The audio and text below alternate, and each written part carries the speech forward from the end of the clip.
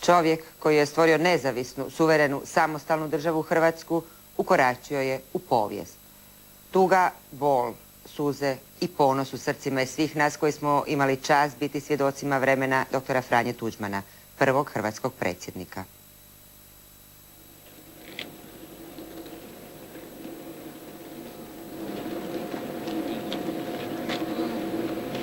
Pred posljednje počivalište predsjednika Tuđmana i u ove kasne večernje sate građani dolaze pomoliti se i iskazati zadnju počast.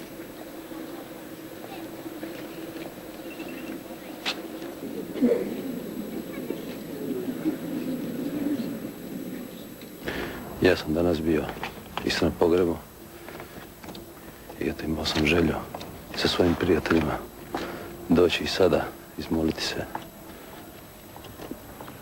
za bivšeg predsjednika, jer on ipak veliki čovjek. Ja sam povratnik nakon 24 godine, presretna što je stvorio ovu državu i duboko sam mu zahvalna za to. Osjećam jednu prazninu.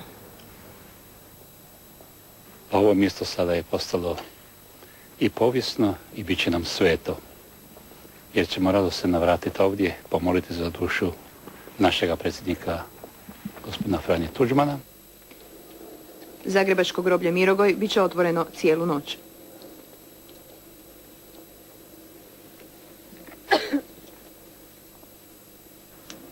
I na Markovom trgu još je mnogo onih koji se opraštaju od predsjednika. Uz tisuće i tisuće već zapaljenih, svake minute svoje mjesto ovdje dobivaju nove svijeće. Nisam iznenađen, ima ih puno, pa mislim da imaju zašto biti ovdje.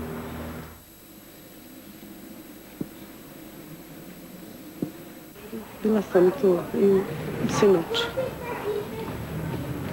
Daj mi neki mir, sjećam na tog čovjeka. Cijela Hrvatska bila je danas u Zagrebu, od Pantovčaka preko Ilice i trga Bana Josipa Jelačića, preko Ribnjaka i Nove Vesi do Mirogoja. Mnoštvo se građana oprostilo od svoga predsjednika koji će počivati u grobnici ispred crkve Krista Kralja. Svečana dvorana u predsjedničkim dvorima. Uz odar, u svečanoj dvorani, posljednje počasne straže. Dostojanstveno, u tuzi, stoje najbliži predsjednikovi suradnici. Predsjednikova obitelj zavijena je u najdublju tugu. Supruga Ankica, kći Nevenka, sinovi Miroslav i Stjepan. Lijes s tijelom predsjednika iz svečane dvorane iznosi 8 hrvatskih generala. Put od svečane dvorane do ulaza u predsjedničke dvore posut je ruženim laticama. Ponesu li svi građani Hrvatske samo dijelić vašeg odricanja, rada i domoljublja, bit će to dovoljno za nastavak izgradnje vaše i naše jedine nam Hrvatske. U dostojanstvenoj tišini tužna kolona prolazi kroz špalir najviših državnih dužnosnika prema ulici Pantovčak. Lijes s tijelom predsjednika Republike prolazi je Pantovčakom, ulicom kojom se proteklih dana neprekidno protezala duga kolona građana koji su mu izražavali posljednju počast.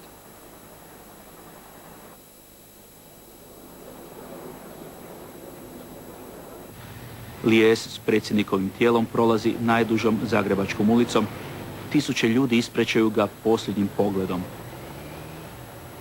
Zagrebčani, ali i Hrvati iz svih dijelova domovine na trgu Bana Jelačića s predsjednikom Tuđmanom proslavili su najveće hrvatske pobjede, a sada se na licima okupljenih može vidjeti nevjerica da se rastaju od predsjednika koji je ostvario višestoljetni san cijeloga hrvatskog naroda.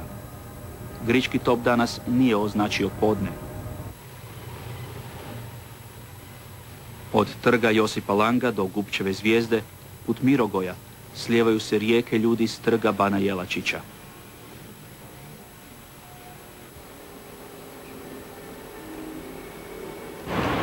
Pogrebna povorka u tuzi dolazi na Mirogoj.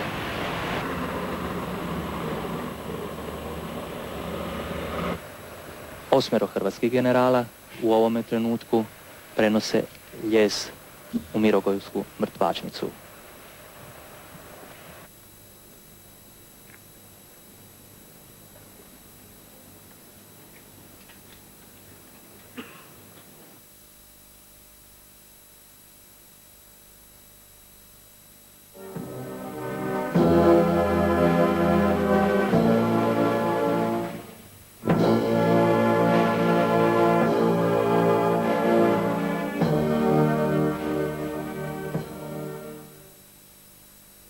Posjedovao je nepokolebljivu volju da djeluje, da bi željeno ostvario, pristajući na diplomatske igre da bi u konačnici bio pobjednik, odlučno ulazeći u sukobe koje nije mogao izbjeći, da bi protivnika iznenadio, zbunio, ošamutio i zastrašio, ostajući u tome na kraju rizičnog pothvata pobjednikom koji je zapravo narodu vratio samopouzdanje i pobjednički mentalitet, a hrvatskom vojniku staru, dugu, prešućivanu slavu jednog od najboljih ratnika u Europi.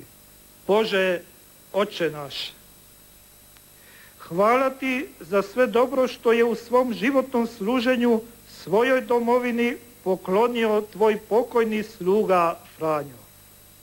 Na grobu ne treba poseban spomenik. Najveći Tuđmanov spomenik je Hrvatska država.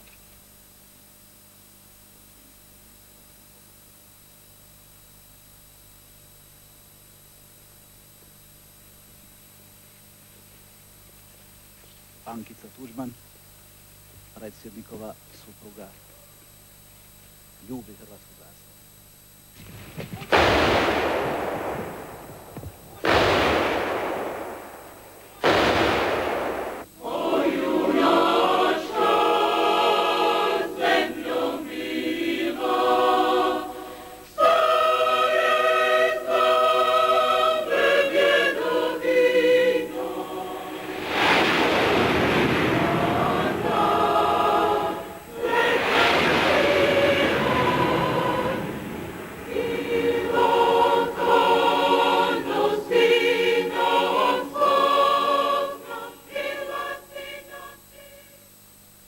Crkvena zvona diljem Hrvatske, mnoga teško stradala u Domovinskom ratu, tužnom su zvonjavom na posljednji počinak ispratila predsjednika Republike, dr. Franju Tuđmana.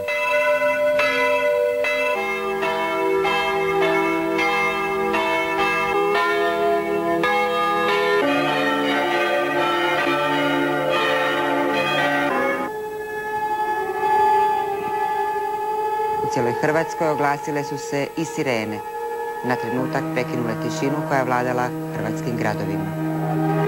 Građani su s tugom i boli ispraćali prvoga hrvatskog predsjednika.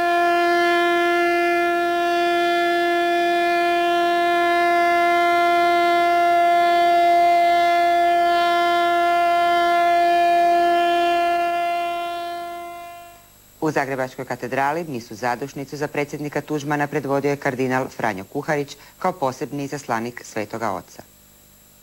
Posebni izaslanik Svetoga Oca Ivana Pavla II. Kardinal Franjo Kuharić u Zagrebačkoj je stolnoj crkvi, Stepinčevoj katedrali, uz koncelebraciju svih hrvatskih biskupa, predvodio svetu misu zadušnicu za tvorca neovisne Hrvatske države. U propovjedi je kardinal Kuharić istaknuo da je predsjednik bio osjetljiv za sudbinu svoga naroda. Svojom je savješću izabrao težak put koji ga je vodio i do tamnice, no za njegovim programom slobode hrvatski je narod pošao u jedinstvenoj slozi u Hrvatskoj i u svijetu. Narod je to potvrdio na izborima 90. i referendumom, a to je potvrdio i ovih dana odajući mu posljednju počast. Slobodna i suverena država Hrvatska ostvarena je pod njegovim vodstvom, ali htjenjem cijeloga naroda i otporom protiv nepravednog nasilja. Dakako, i on je to isticao Božjom pomoću. Ostala nam u baštinu suverenu i slobodnu, međunarodno priznatu državu Hrvatsku, koja je jamstvo slobode i mogućnost svih građana Hrvatske da u slobodi složno rade za opće dobro. Suze i iskrene molitve za pokoj duše i vječni smiraj u božanskom milosrđu svome su poglavaru uputili brojni vjernici, redovnici i svećenici, te članovi obitelji, suradnici, diplomati i poštovatelji prvoga hrvatskog predsjednika.